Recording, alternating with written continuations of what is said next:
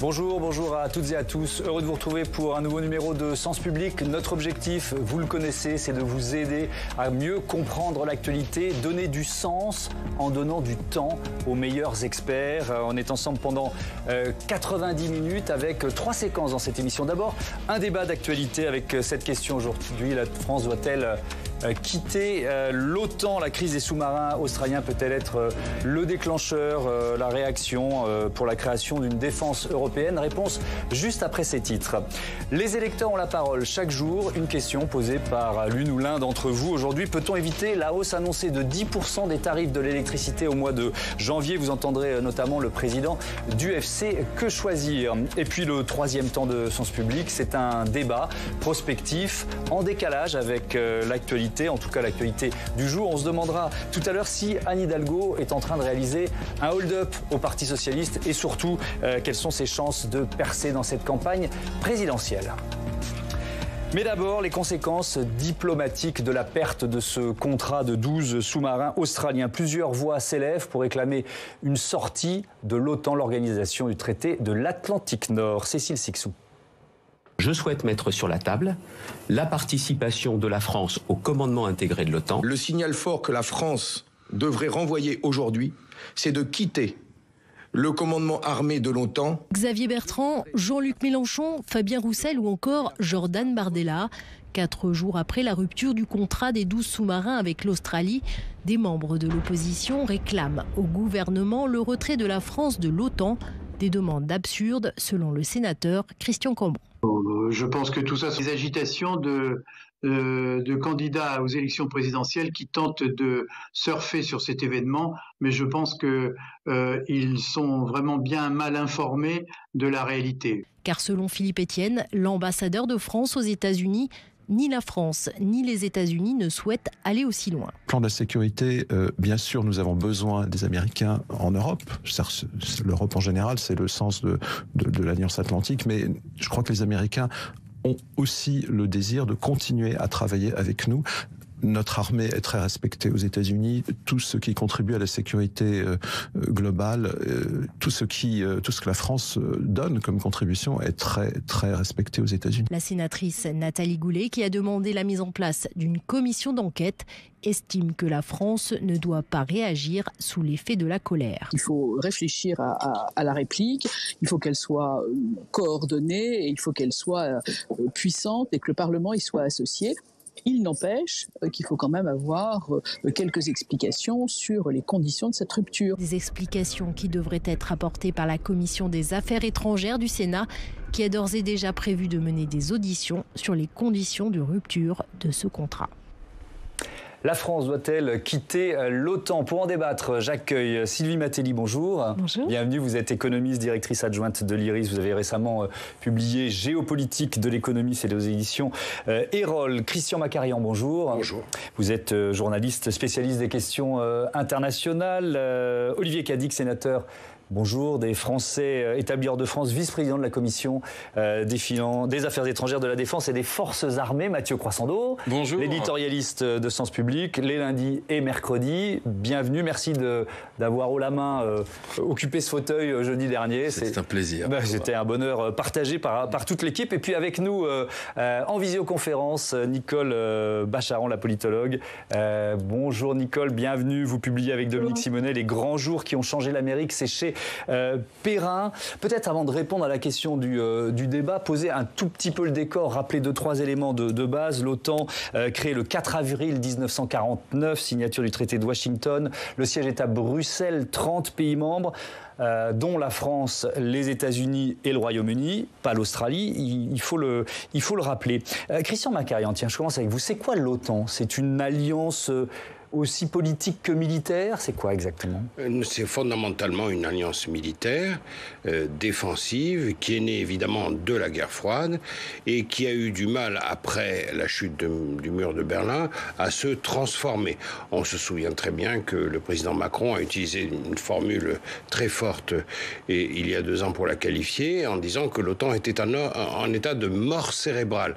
Ça veut dire qu'il y a un problème de concept. Que signifie une alliance atlantique qui regroupe des pays baltes, qui regroupe des pays qui font partie de l'Union européenne, des pays qui n'en font pas partie, et toute une série de concepts s'entrechoquent pour définir tout cela. Et il y a évidemment à l'intérieur de l'OTAN la Turquie qui se permet par ailleurs d'acheter des missiles S-400 russes, ce qui est totalement contraire à l'esprit de l'OTAN. Alors, tout le débat a été posé sur la table par la présidence de Donald Trump. Donald Trump a notamment... Ça coûte trop cher. Ça coûte trop cher. Et ça, c'est vrai. Les Européens ne payent pas assez. Et c'est vrai que plus de 70% de la charge de cette alliance repose sur les États-Unis. On peut considérer que c'est pas normal. Là-dessus, Trump avait des raisons. Cela dit, Trump est allé très loin. Il a refusé de confirmer l'efficacité du fameux article 5, un article qui prévoit l'entraide au cas où un des pays de l'Alliance serait agressé par un ennemi extérieur, tous les autres se porteraient à son secours. Et Trump a refusé de confirmer clairement et nettement que cet article était toujours en vigueur. Donc, ce qui a fait peser une menace et qui a fait peur à tout le monde. Et on s'est dit, si j'ose dire, pardon, je renverse le micro, Monsieur Trump risque de complètement mettre fin à l'OTAN. Alors ça n'a pas été le cas, mais aujourd'hui, on est face à une situation, et j'en termine, où l'OTAN doit l'an prochain au sommet qui va avoir lieu à Madrid, remettre sur la table son nouveau concept stratégique. Lequel, c'est tout le problème. Car il faut un nouveau conseil stratégique pour sortir justement de la mort cérébrale. Parce que, Sylvie Mattei, on peut donc, moi j'écoute Christian Macarian, on peut légitimement se demander à quoi ça sert aujourd'hui. Et beaucoup se le sont demandé depuis la fin de la guerre froide, très clairement. Après... Objectivement parlant, et comme ça a très bien été dit par M. Macarian, les États-Unis financent ou assument près de 70% des dépenses de l'OTAN, aux grandes dames de Donald Trump en son temps. Donc l'OTAN, clairement, financée grâce au financement des États-Unis, permet d'assurer la sécurité européenne et la sécurité des Européens. Et au-delà du manque de solidarité de Donald Trump ou le manque de volonté de Donald Trump d'assurer la solidarité, on rejoint cette affaire australienne quelque part, parce que au fond, ce manque de solidarité ne concernait pas que les pays de l'OTAN. C'est vrai qu'il y a un certain nombre de doutes qui se sont élevés parmi les alliés des États-Unis sur la capacité des États-Unis à venir les protéger, parce que les États-Unis n'ont pas protégé que les Européens pendant des décennies. C'était le cas également du Japon ou de l'Australie. Et donc, on retrouve aujourd'hui finalement un certain nombre d'alliés des États-Unis qui se disent, mais est-ce que les États-Unis ne sont pas de retour et est-ce qu'on ne doit pas à nouveau leur faire confiance? Et là se joue un certain nombre de choses en Europe et dans l'attitude française dans cette affaire, parce que très clairement, on sent bien qu'il y a un certain nombre de pays européens qui ne suivront pas les yeux fermés la France dans son engagement à l'encontre des États-Unis dans cette affaire des sous-marins. Donc on voit, c'est une affaire qui est extrêmement complexe et où tout un ensemble de facteurs interviennent en fait. Et dans ce débat, on va forcément parler de la Chine. Je vais vous donner la parole dans une seconde, mais je voudrais en tout cas entendre Nicole Bacharan tout de suite, parce que cette stratégie américaine, Nicole, dans ce dossier des sous-marins australiens, c'est évidemment en regardant la Chine que Joe Biden agit. C'est ce qu'il faut rappeler. Oui, tout à fait. Et il s'agit effectivement de la perception de la menace chinoise. Et la perception est beaucoup plus aiguë du côté des États-Unis et du côté de l'Australie. Et c'est une des raisons d'ailleurs pour laquelle il y a eu ce problème avec le contrat sur les sous-marins dans les dernières années. Entre la signature et aujourd'hui, les Australiens ont réellement pris peur face à, disons, une nouvelle agressivité dans toute la conduite de la Chine, notamment après les célébrations du 100e anniversaire du Parti communiste chinois et ce discours très, très offensif de Xi Jinping. Il y a eu des problèmes industriels avec ce contrat, les retards, les coûts qui augmentent. Et là, il ne faut quand même pas négliger que ce genre de marché, c'est un marché mondial, mais où les acteurs ne sont pas très nombreux et ils s'observent de près. Et la France commence à avoir une mauvaise réputation, par exemple, avec le fameux EPR qui coûte de plus en plus cher et qui n'arrive jamais à terme. Il y a une mauvaise réputation française, malheureusement, qui s'est un peu inscrite dans cette affaire sur le plan industriel. Et dans les dernières années également, il y a eu un énorme problème de piratage de documents liés au travail sur les sous-marins. Donc ce que j'essaye de dire, c'est qu'on peut voir d'où vient la décision australienne. Par contre, la manière dont les Américains ont traité la France, ils ont vu l'avantage immédiat d'une alliance petite, solide, face à la Chine, et ils ont écarté vraiment d'un revers de main extrêmement méprisant le vieil allié, pilier de l'OTAN, qu'est la France. Et on voit que d'abord, dans un premier temps, à Washington, on se dit, bon, allez, les Français vont râler, mais ça va passer. Et qu'entre-temps, la réaction quand même très forte, et me semble-t-il justifiée de la France, les amène à se dire qu'il faut à la fois se réconcilier et puis peut-être envisager des négociations, réellement des négociations sur la stratégie européenne, américaine, australienne dans l'Indo-Pacifique, et qu'on ne peut pas mépriser ainsi la France. Et c'est aussi notre sujet aujourd'hui, fragiliser ainsi l'OTAN. Toute fissure au sein de l'OTAN est pain béni pour la Russie et la Chine. Merci Nicole, je reviens vers vous tout à l'heure. Olivier Cadic, il faut quand même, on ne l'a pas encore dit, mais on n'a pas été bon dans ce dossier. Notre diplomatie, nos renseignements n'ont pas été bons. Non, je pense qu'il ne faut quand même pas aller tout le temps vers l'autocritique en permanence. Ce n'est pas une bonne nouvelle, ce qui vient de se passer. Ça a des effets, ça a été dit tout à l'heure, ça a des effets économiques. Il va falloir enquêter, analyser ça, parce que derrière, c'est des emplois. Donc, il y a des gens qui craignent aujourd'hui pour leur emploi. Donc, il faut essayer de comprendre ce qui s'est passé. Il faut évaluer. Ensuite, il faut comprendre les raisons qui ont amené peut-être l'Australie à prendre cette décision. Donc, il faut regarder the big picture, comme on dit. Donc, la problématique nouvelle qui est la poussée de la Chine qui se fait de plus en plus forte. En 3 ans, la Chine a créé au niveau de sa marine l'équivalent de la marine française, simplement en 3 ans, entre 2015 et 2018. Il y a une poussée très forte. Oui, donc c'est une menace de plus en plus forte aujourd'hui sur Taïwan. Et les Américains savent bien que si, puisque la Chine veut prendre le leadership mondial d'ici 2049, et le leader maximo chinois, Xi Jinping, a bien dit qu'il fallait qu'il récupère Taïwan à l'intérieur de la Chine d'ici là, et ce sera fait par tout moyen, y compris l'invasion, et on sait très bien que si ça va jusque-là, les Américains seront amenés à s'engager. Et l'Australie est directement dans la ligne de mire, ça a été clairement dit aussi.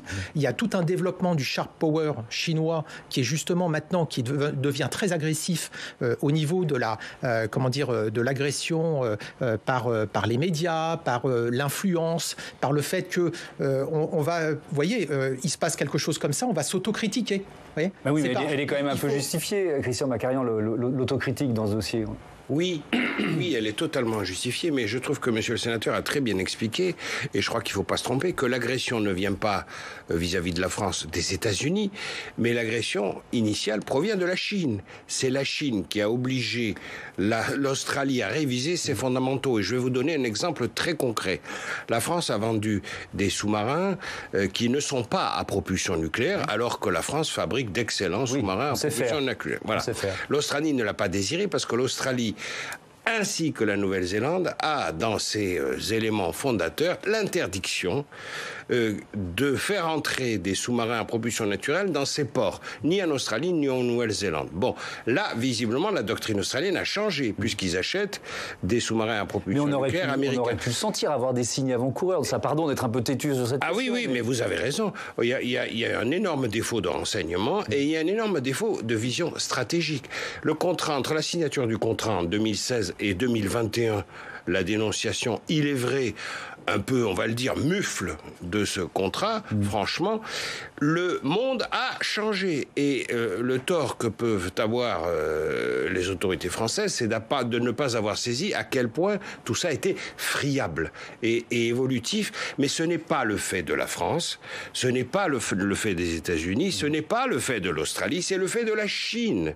La Chine a changé, comme l'a dit très clairement monsieur le sénateur tout à l'heure, a changé de braquet, elle est devenue extrêmement agressive. Je rappelle qu'ils sont en train, les Chinois, d'achever leur 3e porte-avions, que leur programme porte sur 7 et que les États-Unis, tout compris, en ont 13. Donc ils vont arriver d'ici 4 ou 5 ans à la moitié de la flotte de porte-avions des États-Unis. Attendez, ça change toute la donne dans l'Indo-Pacifique. Donc que les Australiens révisent leurs fondamentaux stratégiques, moi je trouve ça normal. En revanche, qu'ils le fassent avec ce degré de muflerie, même de grossièreté, c'est évidemment insupportable pour la France. Et la France a raison de protester, de faire monter la tension et de marquer le coup, même beaucoup plus que ça, de marquer son indignation dans la perspective de la révision du concept stratégique de l'OTAN qui va avoir lieu l'an prochain, en juin, en Madrid 2022. Alors voilà, je voulais poser quand même le décor, rappeler ce qu'était l'OTAN, ce qu'étaient les enjeux autour de ce contrat, mais j'en viens maintenant à la question du débat. La France doit-elle quitter l'OTAN? Elle fait partie des pays fondateurs, elle s'est retirée du commandement intégré en 1966, évidemment, sous général de Gaulle. 2009, réintégration du commandement intégré. À l'époque, Sarkozy, Sylvie Matelli, qu'est-ce que vous répondez à la question générale de ce débat? Est-ce qu'il faut partir pour marquer le coup diplomatiquement et si oui, quelles conséquences? Est-ce qu'on part d'une alliance avec cette histoire et puis qu'on a fini par rejoindre encore récemment sans raison et juste parce qu'on a été froissé? Pourquoi partirait-on? Ça vous semble disproportionné? Tout à fait. Et surtout, de quoi se prive-t-on? Pourquoi partirait-on? Comment partirait-on? Quelle serait l'alternative à notre départ? Ça paraît effectivement, comme ça a été dit dans votre reportage, des propositions très électoralistes en fait, qui peuvent parler à une certaine partie de l'opinion publique française, mais dans la vraie vie, il se passe quoi si on part? Il se passe quoi? Il se passe probablement qu'il nous faut augmenter massivement nos dépenses militaires, qu'il nous faut assumer notre défense tout seul, parce que les Européens ne nous suivront pas sur cette affaire-là. Donc les conséquences peuvent être extrêmement fortes, extrêmement importantes. Faut faire attention avec ce type de proposition. À l'instant, l'agence France-Presse qui nous apprend que Joe Biden est, je cite, impatient de s'entretenir avec Emmanuel Macron. Alors c'est pas Joe Biden qui le dit lui-même, mais c'est une source indirecte. Qu'est-ce qu'ils vont bien pouvoir se raconter? Oh, ils ont des choses à se dire. Oui. Alors, je vais poser la question différemment. Quelle est la stratégie de Joe Biden après cette crise? C'est quoi? C'est évidemment calmer le président français, mais peut-être de le réintégrer au processus. C'est un peu ce que disait Nicole Bacharan tout à l'heure. Ce qu'il peut faire pour essayer de faire passer la pilule, qui ne passera quand même pas, mais c'est rappeler tous les domaines de coopération intense entre la France et les États-Unis qui sont, comme dirait Trump, successful, qui sont vraiment des réussites. Par exemple, le Mali, on a besoin des Américains. En Syrie, Trump s'est unilatéralement retiré, mais enfin, et ça a fait beaucoup souffrir les positions françaises et britanniques, mais enfin, quand même, on a coopéré avec eux pendant des années. Et il y a évidemment l'épisode de l'Afghanistan où déjà Biden avait envoyé un signal en ne prévenant pas ses alliés. Donc, si j'ose dire, on a déjà une connotation assez claire des méthodes de l'administration Biden, qui seront brutales, directes et qui tiendront assez peu compte des alliés. Donc tout ça, ils peuvent se le dire. Mais nous avons eu aussi une coopération très intéressante, même sous Trump.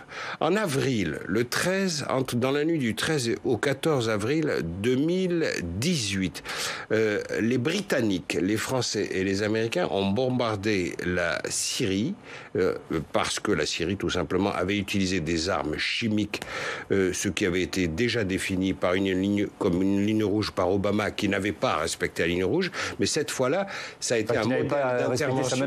Ça a été un modèle d'intervention, et je rappelle que depuis ce raid franco-britannico-américain, il n'y a plus eu d'usage d'armes chimiques par le régime Assad, Et au passage, on a envoyé un message très clair aux Russes. Dites à votre copain Assad qu'il arrête de faire souffrir les populations civiles avec des armes chimiques. Ça, on l'a fait avec les Américains.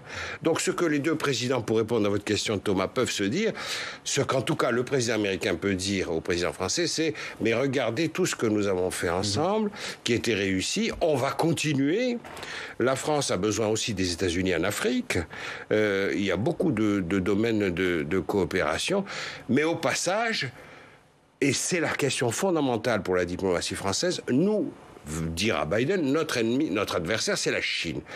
Est-ce que la France doit emboîter le pas, et ça c'est la question fondamentale, et suivre les États-Unis dans ce nouveau combat contre la Chine, comme certains ont suivi les États-Unis en Irak, ce que nous n'avons pas fait, ou bien en Afghanistan, ou alors inventer une troisième voie entre la solution américaine... Est-ce qu'on doit suivre les Américains, sachant quand même qu'ils se sont plantés en Irak gravement, plantés en Afghanistan gravement? Est-ce qu'ils ne vont pas encore nous entraîner dans une aventure quand même sans lendemain contre la Chine? C'est ça le débat fondamental. C'est ça la question qu'il faut débattre aujourd'hui en France.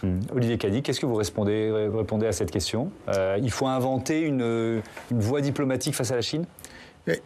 Tout d'abord, justement, il ne faut pas avoir d'affect dans cette affaire. Vous savez, pour l'instant, c'est l'affect qui parle, non, mais absolument, c'est ça. Il faut dépasser le moment du choc.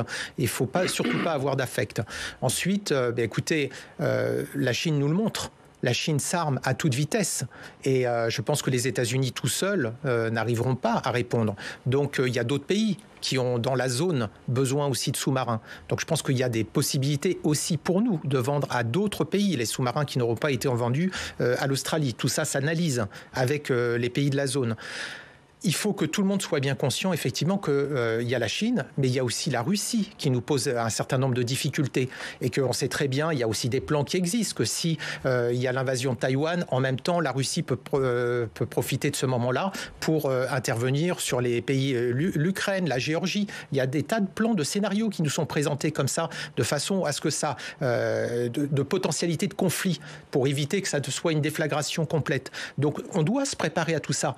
Par rapport à tous les ravis, vous savez, qui sont parfois en train de discuter des problématiques nationales, purement nationales. On est aujourd'hui en guerre au niveau cyber, dans l'espace. Les menaces, les conflits, on les a déjà au quotidien. Donc là, on sent les pressions se développer. Ce qu'on entendait au début du sujet de Cécile tout à l'heure, qui réclame justement la sortie de l'OTAN, pour vous, ce sont des ravis? Mais non, mais... Encore une fois, ils veulent faire un coup, et ça a été très bien dit par le président Cambon juste au début. Il faut dépasser ce côté d'affect, ce côté de campagne électorale où on souhaite exister devant les caméras à un moment pour faire la différence avec son concurrent. Là, on parle encore une fois, de notre destin commun qui dépasse le côté français, qui embrase toute l'Europe, mais aussi qui réunit toutes les démocraties. On est face à une puissance qui nie les démocraties, qui va contre ce système qu'ils appellent occidental. Ils veulent imposer un autre domaine. Est-ce qu'on a une autre façon de vivre ensemble? Est-ce qu'on a envie de vivre comme les Chinois? Je ne crois pas, non pas comme les Chinois, comme le veut le Parti communiste chinois. Voilà. Est-ce qu'on veut de ce modèle-là? Non. C'est clair, et donc on a besoin de créer des alliances. Alors après, il ne faut pas non plus être, faut être conscient qu'on est aussi en concurrence avec l'industrie de la défense américaine. Et là aussi, quand on dit on veut être l'Europe, on veut être autonome face aux États-Unis, on joue le en même temps, et côté anglo-saxon, ça peut être interprété comme une sorte de prise de distance. On va y revenir là-dessus, sur la question de l'Europe, de la défense et de ce qui peut se faire alors qu'il y a pas mal d'entreprises concurrentes aujourd'hui et pas forcément alliées économiquement.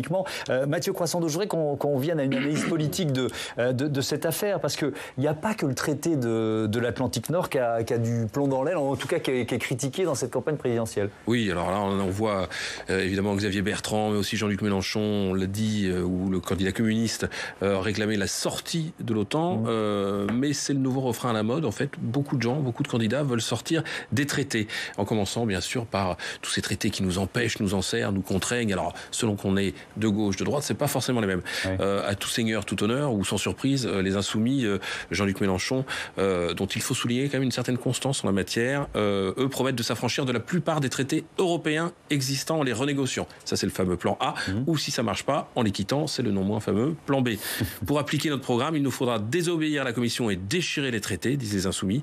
Toutes nos misères écologiques et sociales ont leur origine dans le contenu de ces traités, avait lancé Jean-Luc Mélenchon en 2019 dans une tribune qui s'appelait « Sortez des traités stupides ». Et ce n'est plus le seul à en faire un cheval de bataille. Non, et alors quand on regarde, c'est ça qui est assez étonnant, parce qu'au fond, on a évidemment François Asselineau qui réclame le Frexit, on a Nicolas Dupont-Aignan, tout ça, on connaît un peu, mais une partie de la droite et de l'extrême droite entend bien, elle aussi, dénoncer d'autres traités, pas seulement les critères de Maastricht. À commencer par celui qui fonde la Cour européenne des droits de l'homme, par exemple la Convention européenne des droits de l'homme, ou celui de la Cour de justice européenne. Et de la même manière, en gros, que Jean-Luc Mélenchon reproche au pacte de stabilité de l'empêcher de mener la politique économique et sociale qu'il voudrait mettre en place, eh bien, une partie de la droite dénonce ces deux traités-là, enfin la Cour européenne des droits de l'homme ou la Cour de justice européenne, en disant que ça ne lui permet pas de mener la politique migratoire ou de sécurité qu'elle souhaiterait mettre en place. Alors là, on a de Zemmour à Marine Le Pen, en passant par Eric Ciotti, même le très européen, enfin celui qui était très européen, Michel Barnier, s'en est pris aux piliers de l'Union européenne. Il faut retrouver notre souveraineté juridique pour ne plus être soumis aux arrêts de la CJUE, donc la Cour de justice de l'Union européenne, ou de la CEDH, la fameuse Cour européenne des droits de l'homme, a-t-il tweeté. Alors ça fait un tollé, il a fini par effacer son tweet, mais il maintient son propos. Bref, on n'y voit plus très clair. Il proposait un référendum sur cette question de l'immigration. Exactement, avec notamment un moratoire. Qu'est-ce que ça traduit ? Ça traduit en fait, je pense qu'on assiste à la deuxième lame souverainiste. La première, elle était portée par des marginaux, chacun dans leur propre camp. Il y avait des souverainistes de droite et des souverainistes de gauche. Aujourd'hui, c'est une lame de fond qui touche à peu près tous les partis politiques. C'est une tentative, au fond, de réponse, alors on peut la juger facile ou non, mais aux inquiétudes générées évidemment par la mondialisation, par le fait qu'il y a des problèmes d'identité, des problèmes de sécurité, que ce soit de l'emploi, des problèmes de sécurité tout court. Mais c'est aussi et surtout un bon moyen de trouver un bouc émissaire et de donner facilement dans la démagogie. Parce que raser gratis, c'est facile. Faire ce qu'on a dit, c'est beaucoup plus difficile. Souvenez-vous le dernier, François Hollande, je vais renégocier le pacte de stabilité. Ça, c'était jusqu'au dernier jour de la campagne. Un mois après, on est en juin 2012, il va voir Mme Merkel et il le signe. Et même Jean-Marc Ayrault reconnaîtra quelques mois plus tard qu'il ne l'a pas renégocié. Parce que la vérité, c'est que c'est compliqué de dénoncer un traité. Demandez à nos amis anglais, ça n'a pas été facile. Et surtout même de façon unilatérale. C'est un jeu où il y a beaucoup de coups à prendre et beaucoup de coûts politiques à assumer.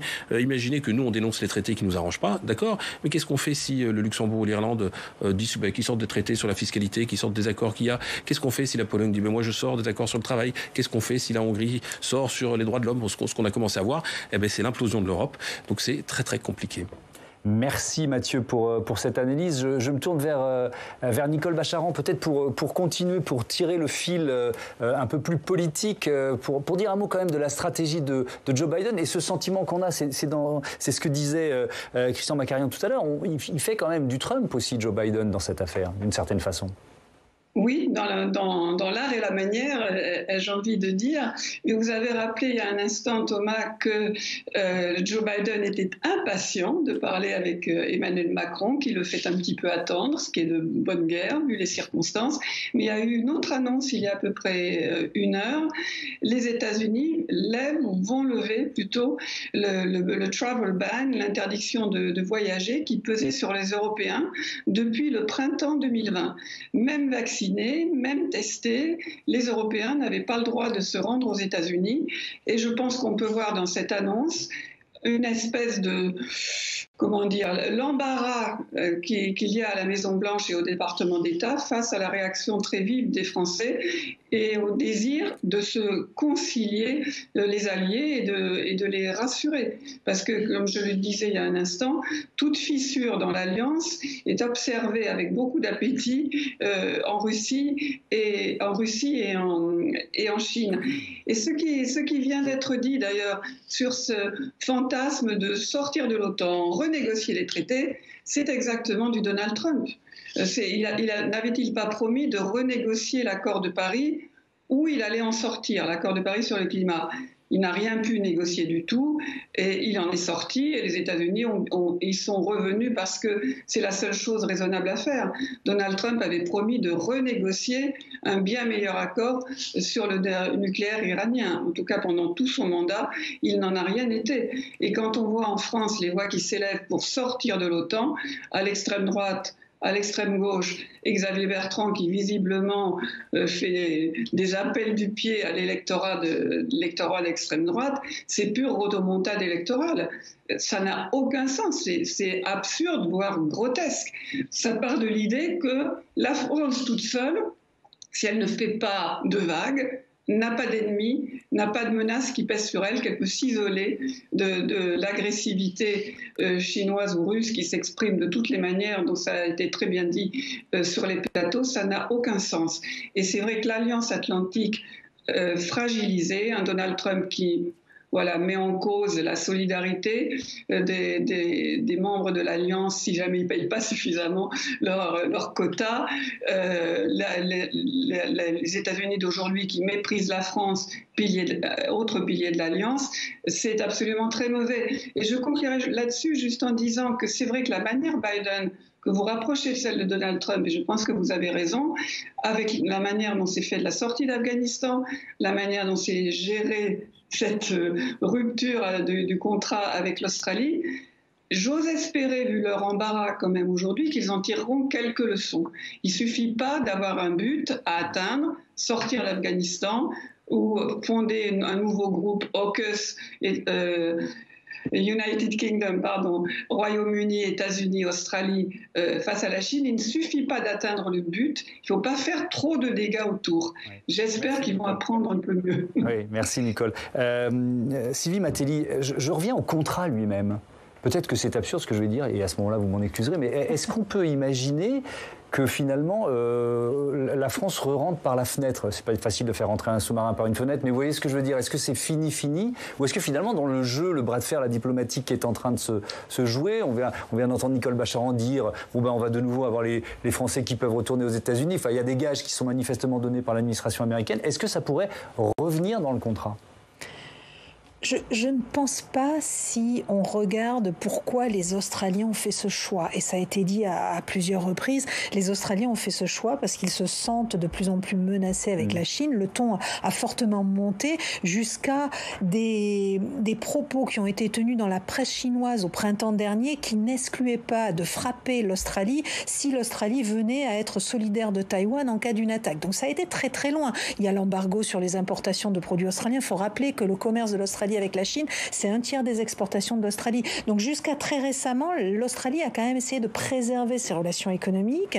Et puis, les choses se sont tellement gâtées que ça n'est plus possible. Donc si on part de là, il est assez logique que les Australiens soient allés chercher la protection américaine et fait relativement peu confiance à la France et aux Européens qui, eux, sont plutôt sur une ligne plus modérée dans la relation à la Chine. Une ligne, on en fait un rival systémique, mais aussi un concurrent économique, mais aussi un partenaire sur un certain nombre de dossiers, et ça n'a peut-être pas rassuré l'Australie qui est quand même voisin de la Chine. Donc de ce point de vue-là, on voit mal les Australiens revenir sur le dossier. Par contre, il est clair que les États-Unis et les Américains de Joe Biden vont avoir intérêt à donner des gages aux Français, mais plus largement aux Européens, pour conduire les Européens à suivre leurs alliés dans cette approche à la Chine et dans cette relation à la Chine. Donc on pourrait avoir des surprises effectivement dans les mois ou les semaines qui viennent, et peut-être que cette annonce ce soir, comme le disait Nicole Bacharan, est un premier pas vers un adoucissement des relations avec l'Europe. Alors on va se poser la question d'une défense européenne, et peut-être pour commencer, écouter le ministre des Affaires étrangères. Il disait que l'Europe est tout simplement en train de sortir de l'innocence. C'est pas trop tôt? L'Europe est en train de sortir de l'innocence. Mais ça sent l'urgence quand même. Mais ça sent l'urgence, et après l'Afghanistan et cette affaire, je pense que si les Européens ne sentent pas qu'il faut rester dans l'histoire, et que s'ils veulent rester dans l'histoire, il faut qu'ils s'unissent et qu'ils défendent ensemble leurs propres intérêts, alors leur destin sera totalement différent et nous ne pouvons pas aller dans cette direction néfaste.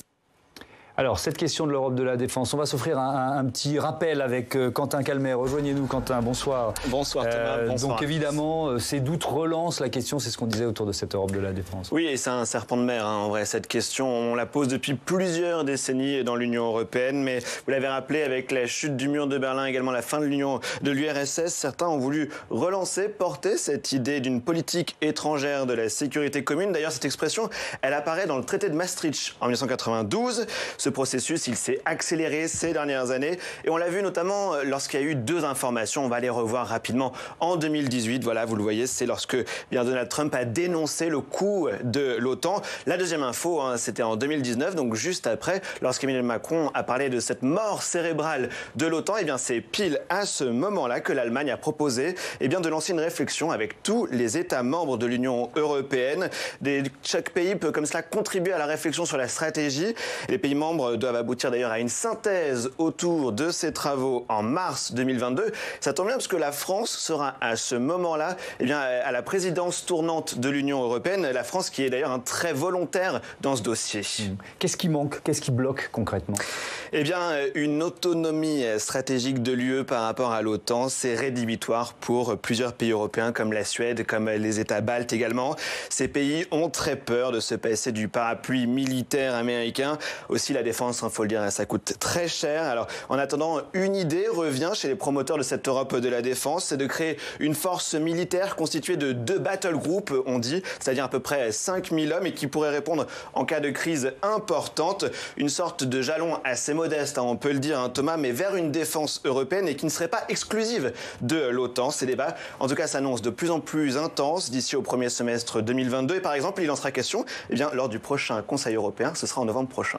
Merci Quentin. Quentin Calmet, la rédaction de Public Sénat qui nous accompagne tous les jours dans cette émission. Monsieur le sénateur Olivier Cadic, une Europe de la défense, et comme le disait Quentin, un serpent de mer. Est-ce que cette crise peut servir d'accélérateur d'après vous? Oui, je pense qu'effectivement, c'est une prise de conscience pour l'Europe qu'on a un destin commun et que si on est en conflit avec la vision américaine, il faut être capable de s'assumer. Et là, actuellement, on a effectivement un leader à l'OTAN qui est les États-Unis d'Amérique. Et pour diriger une alliance, c'est comme pour diriger une armée. Napoléon disait « mieux vaut un mauvais général que 2 bons ». Donc là, aujourd'hui, on a un mauvais général, peut-être. C'est comme ça que c'est perçu chez nous. Mais toujours est-il qu'on a besoin d'une unicité. Or là, peut-être, effectivement, la question va se poser, c'est au niveau de l'Europe, est-ce qu'on oriente notre stratégie en commençant à dire, écoutez, on va aussi défendre nos propres intérêts, et on commence à le voir. Par exemple, avec le cloud souverain, on voit bien qu'on essaye de se détacher de plus en plus des États-Unis, d'avoir une souveraineté européenne. C'est effectivement le sens de la démarche, initiée, il faut le dire, par la France. Donc, c'est ce que l'on cherche à faire, mais, et ça a été dit, d'autres pays européens ne vont pas aller dans ce sens du même pas que nous. Donc c'est toute la difficulté pour l'Europe de s'unifier et de décider, de prendre cette décision forte. Mais ceci étant, si on le fait, ça aura aussi des répercussions avec les États-Unis. Oui. Voilà. Si je vous entends bien, c'est plus une question de stratégie que de moyens. On a les moyens de s'offrir une défense, Christian Macarian. Oui, et de volonté. Défense européenne. Et de volonté. Alors, il y a une stratégie qui peut être efficace, qui est celle suivie par la France, c'est celle de la constitution d'un noyau dur avec l'Allemagne, d'élargir ce noyau dur, notamment, il y a un gros volet industriel qui est l'industrie d'armement. Oui. Il faut qu'on fabrique des armes en commun, parce que là, dans les 27 pays, il y a 27 budgets avec des taux par rapport au PIB différents, ce qui énervait M. Trump. Il y a aussi énormément d'industries de la défense tout à fait autonomes. Oui, et donc concurrentes. Les Français ne savent pas que, par exemple, la République tchèque produit d'excellentes armes de poing et même d'artillerie. Donc, qu'est-ce qu'on fait avec tout ça? Il faut l'harmoniser. Tout ça est sous les normes OTAN, parce qu'il y a des normes d'usage des munitions, des calibres, etc., qui sont définies par l'OTAN. Mais enfin, c'est quand même des industries nationales. Il faut aussi régler le problème des intérêts économiques. Est-ce que nous, Français, nous avons envie, soyons honnêtes, de passer sous un commandement inter-européen qui déciderait des industries dans telle ou telle portion du territoire, avec des suppressions d'emplois possibles ou des regroupements? C'est assez difficile. Et puis derrière ça, il y a aussi, comme vous l'avez dit Thomas, le concept. Pour faire quoi? Il faut qu'on soit d'accord sur la stratégie. Être l'adjoint des États-Unis qui donneront les ordres, ou être nous-mêmes donneurs d'ordre. Et c'est très difficile, puisque nous n'avons pas, par exemple, la même orientation par rapport à la Russie. Un pays comme la Pologne est déchaîné avec de bonnes raisons, contre la Russie, les pays baltes aussi, la Suède aussi, puisque les sous-marins russes visitent régulièrement les eaux territoriales suédoises. Nous n'avons pas cette menace-là. Nous en avons d'autres. Par exemple, l'opération Barkhane au Mali. Nous avons d'autres polarités. Quant aux Allemands qui sont au milieu, ils sont plutôt portés vers l'Est que vers le sud de l'Europe. Il faut régler tous ces problèmes-là. C'est la raison pour laquelle ça n'aboutit pas. Mais je rappelle qu'en 1954, il y a eu un grand projet qui s'appelait la CED, la Communauté européenne de défense, que la France s'y est opposée parce que déjà, ça supposait une partie du démantèlement de la souveraineté française sur son appareil militaire. Donc, oui, il y a vraiment beaucoup de problèmes. C'est pas qu'une question d'incapacité. Je voudrais juste faire une précision au débat sur l'Australie, parce que ça, c'est très important. Les 2/3 de l'équipement à bord des sous-marins français, selon le contrat qui avait été signé entre la France et l'Australie, était confié à une société américaine, Lockheed Martin, puisque tous les systèmes d'armes, de combat, de navigation, déjà dans le contrat, étaient français. Seule la coque devait être française, et c'est justement... Il y avait un transfert de technologie qui devait être donné par la France, un savoir-faire à l'Australie. Et c'est ça qui rend, si vous voulez, le point de vue français encore plus nerveux, parce qu'on avait quand même consenti à beaucoup de concessions pour faire plaisir aux Australiens. Voilà, merci je termine sur cette... Merci, ce sera le mot de la conclusion. Merci à tous d'avoir participé à ce débat. Sylvie Matteli, votre livre Géopolitique de l'économie est publié aux éditions Erol. Merci également à Nicole Bacharan. Et je rappelle le titre du livre que vous publiez avec Dominique Simonet, Les grands jours qui ont changé l'Amérique, c'est chez Perrin.